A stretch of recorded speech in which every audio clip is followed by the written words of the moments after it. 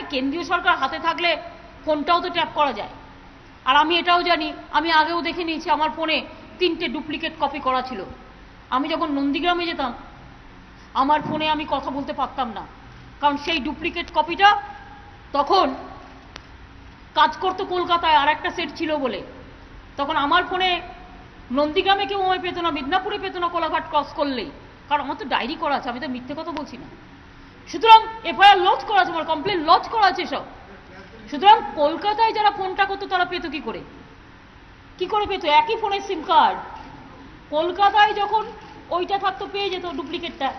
আর আমি যখন কোলাঘাটে জ্যাম করতে গিয়ে আমারটা জ্যামারে আটকে দিয়েছে, তখন অরিজিনালি যে ফোনটা আমার কাছে ছিল সেটা জ্যামারে আটকানো, সেটা পাচ্ছে না। সুতরাং আমরা এসব কায়দা জানি, এসব কায়দা আমি নিজেও কেন্দ্রীয় সরকারে কাজ করে এসেছি, অনেক ভালো ভালো জানি। সুতরাং আমার বেশি মুখ খোলানোর প্রয়োজন নেই। যেটা সত্য সত্য কথা বলতে 100% কমিটেড, আর যেটা মিথ্যে সেটা উড়িয়ে দেওয়ার জন্য জেনে রাখবেন আমাদের কনভিকশন, আমাদের কমিটমেন্ট হচ্ছে সবচেয়ে বড় কাজে। এসব আসরে নেমে কোনো লাভ নেই।